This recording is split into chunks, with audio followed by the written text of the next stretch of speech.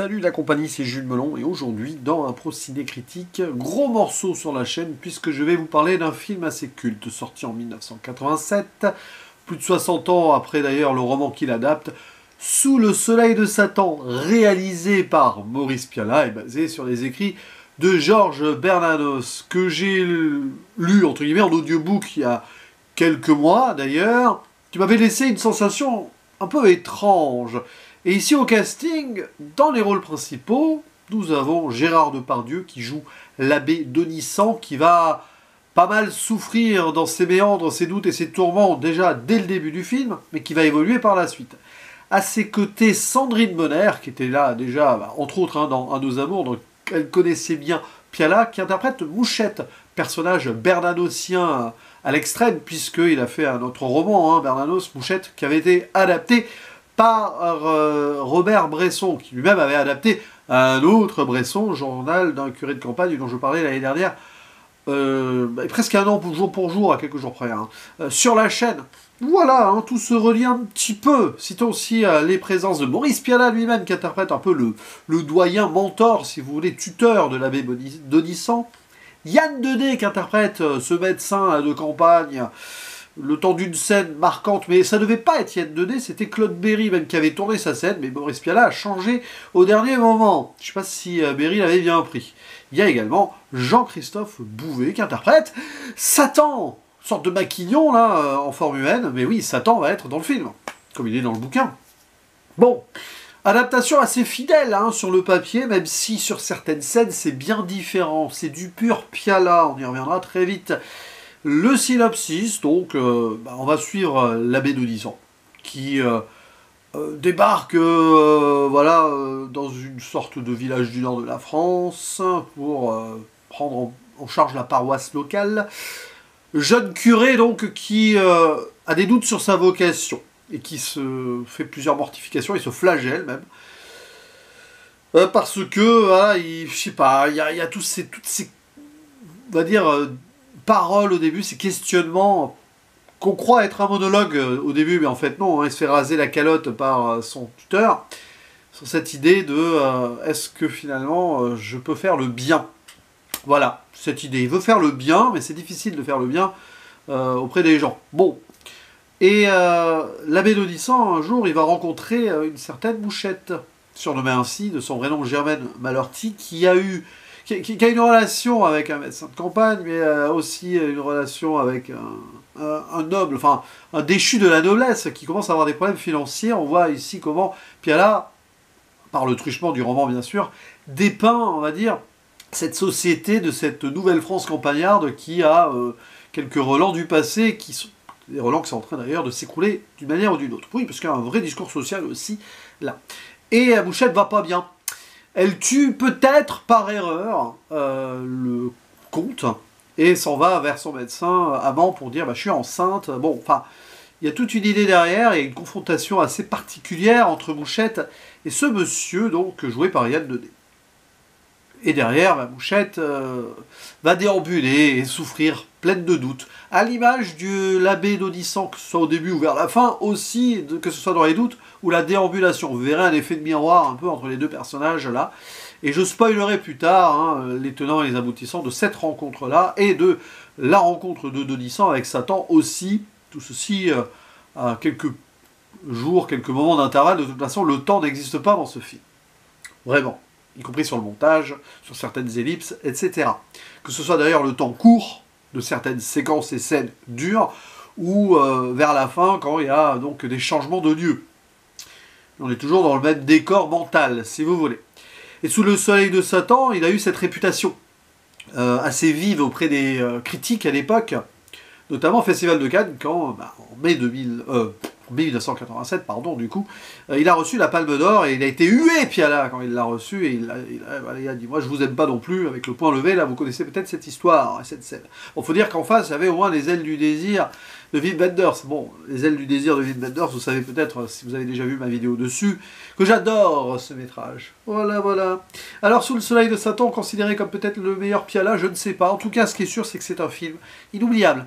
Il a cette pesanteur qui est assez propre du cinéma âpre et radicalement j'allais dire épuré, peut-être pas ici, enfin si, épuré sur certains moments, moins sur d'autres, mais le cinéma, voilà, naturaliste, hein, d'une certaine manière, de Boris Pialat, qui est peut-être un des descendants de Robert Bresson sur certains points. Mais différence avec Bresson quand même, Pialat n'est pas un homme de foi, pas un homme de foi, il ne se considérait pas comme croyant, alors que Bresson, lui, oui. Donc vous verrez peut-être des différences d'approche entre le journal du curé de campagne et Sous le soleil de Satan, sur lesquels on pourrait faire des parallèles. De toute façon, c'est du Bernanos. Mais dans le rendu cinématographique, c'est autre. Et Sous le soleil de Satan a peut-être un peu choqué à l'époque, ou pas, je ne sais pas, mais parce que Boris Pialat ose toucher au sacré. Donc il fait une forme de sacrilège, mais pourtant, bon, en 1987 quand même, c'est juste que, à travers donc les pages de ce livre, il représente la foi telle qu'on ne le voyait plus au cinéma. Il y a quelque chose de daté, c'était déjà daté dans les écrits de Bernanos quelque part, hein. C'est peut-être pour ça que le bouquin m'a paru un peu étrange, quand j'ai vu qu'il était sorti en 1926, il aurait pu être écrit au 19e siècle, quoi, hein. Et là, il fait un film qui, donc, dans cet ancrage-là, qui aurait pu sortir dans les années 50-60, mais qui a cette aura autre qu'il faut savoir creuser derrière ce qui se passe. Parce que oui, évidemment, c'est un peu empoulé par moments, mais c'est faussement empoulé. C'est du Pialat, et le fait qu'il se mette en scène d'ailleurs dans le rôle du curé doyen, c'est comme s'il montrait la voie aussi d'emblée. Voilà, je suis celui qui est derrière la caméra, à l'écriture également. Et, parce que je crois qu'il est derrière le scénario, si je dis pas de bêtises. Ah non, c'est Sylvie Danton. Mais bon, il a fortement adapté avant qu'il confie à Sylvie Danton l'écriture même du scénario. Peut-être que c'est un film dans lequel il s'est encore plus impliqué que les précédents, mais de toute façon, Pialat s'implique toujours personnellement dans ses films, même qu'on peut y voir des moments autobiographiques. Pas forcément là, du tout, du coup, même j'ai envie de dire, mais il dresse un portrait humain assez dur, en se mettant lui-même en scène et en montrant la voie ou pas à son personnage principal qui est paumé. Et cette idée voilà, de montrer, bon, hein, comme forcément il adapte un matériau de base, c'est pas forcément son idée, mais ce Depardieu un peu monstrueux, présent physiquement comme ça, cette bête très fragile dans sa vocation de prêtre, il y a une forme de paradoxe qui se met en place là, mais qui surtout place l'humain face au sacré, face à une dimension qui dépasse l'être humain, parce que c'est ça, et qui va faire rentrer donc l'humanité ici dans le sacré à travers cet abbé, et qui va le confronter doublement d'ailleurs, que ce soit à Satan ou à Dieu, d'une certaine manière, il va se passer des choses assez étranges, qui virent au fantastique, de toute façon, dans le film, et du fantastique très terre-à-terre, très pialesque, quoi. Vous voyez aucun moment de transfiguration, quoique, dans certains choix de mise en scène, un petit peu, mais ça reste quand même un cinéma sans effets spéciaux, quoi. Voilà, pour faire simple. Et donc, il y a cette dichotomie qui se met en place, et qui est d'ailleurs la dichotomie inversée du personnage de Bouchette, qui, elle, est très fragile. Physiquement, bah, bon, Sandrine Bonner, bon, tout ça. Bon, d'ailleurs, qui fait un peu plus âgé que l'âge que devrait avoir Bouchette, mais ça se voit un peu, mais c'est pas grave, parce que ça se voit un peu, surtout si on l'a vu à Nos Amours avant, quoi. On sait qu'elle a grandi, qu'elle a vieilli, quoi. Vieilli, toute proportion gardée. Mais le fait qu'elle soit très frêle sur le papier, mais qu'elle en impose, elle veut s'imposer face à, notamment ce médecin de campagne là, qui a ses ambitions, le bourgeois arriviste qui veut aller à Paris pour des trucs politiques. Et Bouchette aussi, elle a cette ambition. Peut-être qu'elle est avec lui plus par ambition que par amour, en fait. Il y a tout ce discours autour de l'avortement, mais non, parce que c'est la loi, je peux pas, machin, je pense d'abord à ma carrière, il le dit pas direct. Et on voit Bouchette à un moment pousser un cri, ce cri là, paf, qui fait rupture d'ailleurs dans le montage pour la scène d'après, qui est très fort. C'est-à-dire qu'elle a cette force-là, que Donissan n'a pas lui, alors que physiquement il devrait l'avoir, mais une force qu'elle ne peut pas. Elle ne fait que la crier à un moment donné, et derrière, elle ne peut pas s'imposer. Donc après, il y a cette rencontre avec Donissan, une rencontre qui, on va dire, succède à une autre, c'est celle de Donissan avec Satan. Scène sur laquelle on peut revenir avant d'entrer dans la zone spoiler, au moins sur le plan stylistique. Il y a une sorte de nuit bleutée, alors ça se passe probablement au tout petit matin, probablement, hein. Je ne sais pas, ou alors à la tombée de la nuit, j'ai un doute sur l'aspect temporel, est-ce que d'ailleurs c'est précisé? Je ne sais pas, une sorte de chape de plomb nocturne mais qui vient vers le bleu, c'est assez intéressant comme choix, presque de peinture hein, artistique. Hein. Pialat aussi adore la peinture, il l'a adoré avant, il l'adore après, puisqu'il fera un biopic sur Van Gogh, dont je parlerai probablement dans quelques semaines. Et là, il choisit un chef-op belge, Willy Current, qui donc travaille avec lui, qui peint, donc qui dépeint cette rencontre-là avec un être humain de chair et de sang, mais qui s'avère être le diable. Qui est joué donc par Jean-Christophe Bouvet, qu'on verra après dans La Cité de la Peur ou dans Taxi, c'est pas du tout le même style, mais qui avait déjà joué, je me semble avant, un meurtrier, donc c'était quand même un acteur qui savait gérer ces moments-là. Et c'est une scène, là, voilà, cette rencontre, qui adapte Bernanos, façon Piala aussi. Piala, j'ai envie de dire, comme le dirait Jodorowsky, il rape the bride, rape it, rape it. Si vous voyez ce que je veux dire. D'ailleurs, il y a ces mots-là dans la bouche de Satan. Je vais te baiser, j'en ai baisé d'autres avant. Alors baiser dans le sens embrasser, mais on sent derrière qu'il y a autre chose. Il y a presque une forme de viol à un moment sur l'abbé, voilà, quand il l'embrasse. Et tu le sens. Que là, l'abbé, par ses tourments, par ses doutes, il accueille Satan, voilà, par sa faiblesse. Mais ce cadeau empoisonné-là va le transfigurer et lui faire voir des choses. Il va voir à travers les êtres humains qui sont vraiment. Donc il peut peut-être les aider, les sortir de leurs conditions. C'est ainsi que la rencontre avec Mouchette va se faire. Et lui, il sait, donc, Denisant, que Mouchette a tué. Est-ce qu'elle l'a fait volontairement ou pas, ça c'est... Et après, bah, la mort était là, la mort sera partout dans le film. Il y a le meurtre, il y a encore une mort et une mort à la fin. Tout est là. Tout est intéressant. Mais il y a une mort, il y a quelque chose qui sort de la mort aussi. Et c'est en cela que le film est passionnant. Je rentre dans la zone spoiler.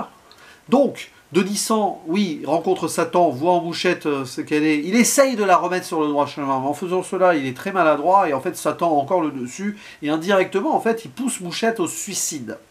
C'est une faute, mais une faute parce qu'il n'était pas prêt encore à avoir le pouvoir... Enfin, comment dirais-je, à maîtriser ce pouvoir donné par Satan, un pouvoir terrible, qu'il doit après apprendre à gérer pour pouvoir peut-être en faire un acte divin positif. Mais bon, là, c'est pas possible.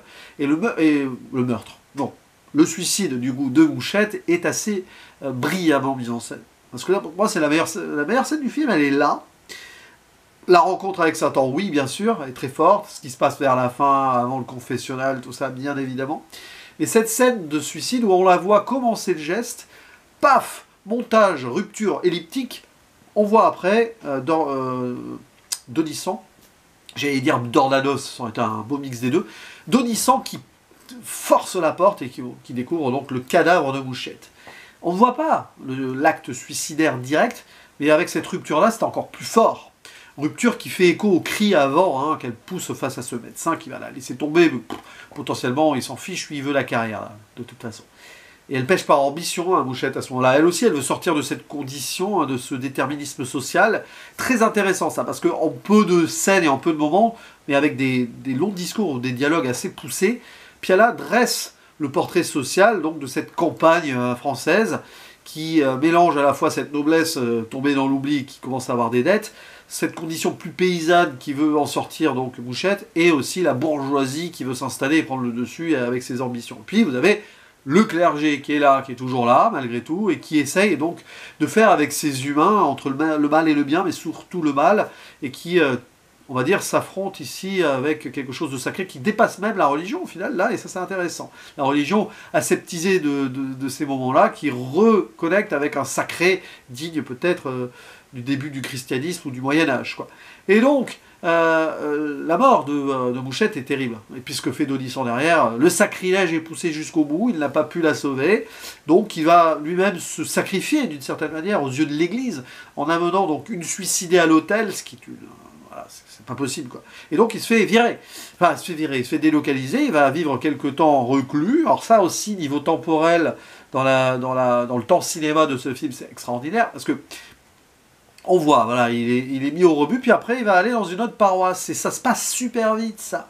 C'est là où il y a ce moment de transition, où soi-disant, donc il est dans une retraite forcée, où il va tenter une nouvelle vie, et va peut-être obtenir une forme de rédemption en voyant une apparition fantomatique de Mouchette, peut-être envoyée par Dieu.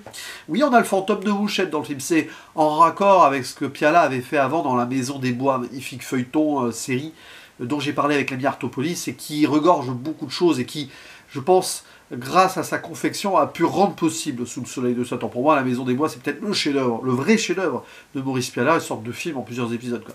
Et donc, ouais, Mouchette apparaît très brièvement, d'ailleurs, dans ce qui est une ellipse qui fait que tout est bref, et on arrive après où il devient le curé de l'Imbre. Alors, il me semble, dans le roman de Bernanos, que c'est plus long. Voilà, là, c'est assez rapide, c'est les 20 dernières minutes du film, grosso modo, pour faire simple. Et alors là-bas, il est devenu un saint.